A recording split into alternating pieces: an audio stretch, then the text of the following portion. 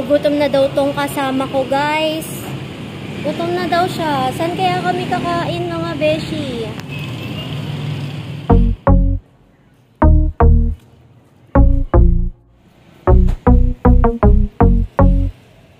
Paano nga ba magsimula ng low carb this July, everybody? Yan ang pag-uusapan natin today. Pero ngayon, we are on our way para magpa-enroll sa aking Junakis dahil malapit na rin ang pasukan, everybody. So, balikan ko kayo later. Done! Finish na, finish na. Nagugutom na daw tong kasama ko, guys. Gutom na daw siya. Saan kaya kami kakain, mga beshi? Coffee. Ayan. Di ako nakapag-coffee today, mga beshi. Siguro mamaya na lang. Ayan. Magla-lunch muna kami for today's video. Balikan namin kayo.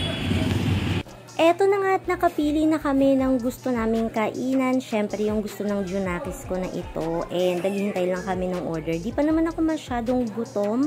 Pero okay lang naman din. Pwede na tayong mag-lunch. So, eto na nga question of the day. Paano natin gagawin na low carb etong mga pagkain na ito na aming na-order. I-share ko sa inyo today. So, meron tayong chicken fillet unang-una. And normally kasama niyan ang rice. Kapag nasa labas ako at ganyan yung order is ang pinipili ko lang is yung meat. So, yung chicken. So, if you're doing low carb, lalong-lalo na kapag strict ka, is umiiwas tayo sa mga maarina na pagkain katulad neto. Dahil iniiwasan natin yung mga inflammatory ingredients. Pero since nasa labas nga tayo ngayon and eto lang yung pinaka-choice na meron ako at the same time choice na swak dito sa Bulilit ko is madalas dito ako nagfo-focus talaga sa meat na meron sa order namin. So, pwede kayong gumawa sa bahay ng alternative na pasok na flour pagdating kay low carb, pero syempre pag nasa labas. Ayan. Ito na lang yung gagawin natin. So, ito yung ating chicken sandwich. Normally, meron tayong sandwich. Yan yung bread dyan. May mayo, may mga sauce. Tapos, ito naman yung chicken.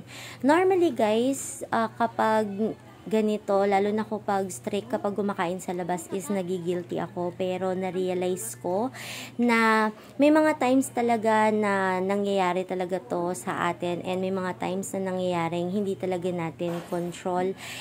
So, we'll just have to be aware sa mga choices na pinipili natin and pwede tayong magbalik naman sa basic. So, no matter how perfect yung lifestyle mo, kasi if nagiging stressful ka naman is wala din. So, just relax. Make sure lang na aware tayo. So, eto naman, next na ating kakainin is yung chicken from the chicken sandwich. Sobrang excited ako. Chicken na naman. So, na-enjoy ko naman yung chicken day namin today. So, sobrang enjoy ko nga dyan. Nakagatan ko na yung chicken, diba? So, uubusin ko na tong chicken dito sa burger. Alam ko, sa mga fast food na ganito, guys, is pwede kang mag-request kung talagang super strict na low carb ka na wala ng sandwich, pero hindi ko pa kasi talaga siya natatry. So, normally, kapag may kasama ko is binibigay ko na lang sa kasama ko na pwedeng kumain ng rice or yung sandwich for me. And yes, dito sa chicken sandwich ay magpo-focus lang tayo sa meat, which is yung chicken pa din. So, ayan, sobrang nag-enjoy naman ako sa pagkain because ina-enjoy talaga natin siya kasama ng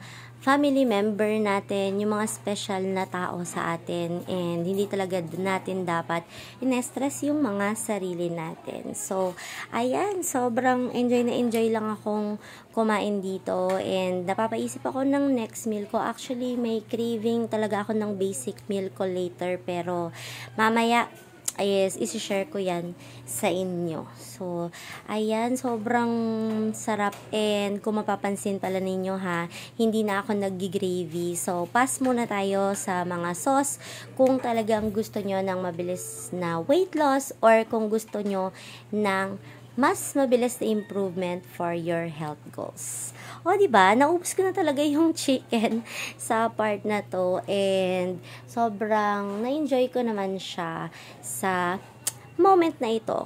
Ang sarap. And normally, kapag nasa labas nga pala tayo guys, may mga juices, may mga soft drinks, kung ano-ano mga drinks na mga sweets. Pero kung naglo-low carb tayo, mas pinipili natin dapat madalas is mag-water na lang. So, basic is na low carb is mag-water tayo, mag-black coffee tayo, or mag-green tea tayo.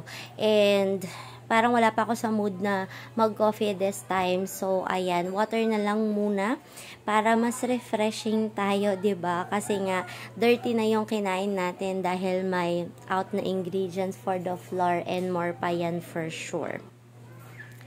Kilala nyo na kung sinong kumain ng sandwich ko. Eto na nga pala. And nabitin pa siya sa kinain niyang rice. So, kinain niya na yung half. O, diba? May backup ako for 2 days video. And kita nyo naman, enjoy na enjoy talaga siya. After nyan is napadaan kami sa grocery. Eto na nga pala yung cravings ko for today, guys. So, kapag napatikim, balik lang ulit sa basic. Huwag stressin ang mga sarili. I hope this helps, guys. If it does, please click on like, make sure to comment, and I'll see you on my next vlog. Everybody, have a good day. Bye!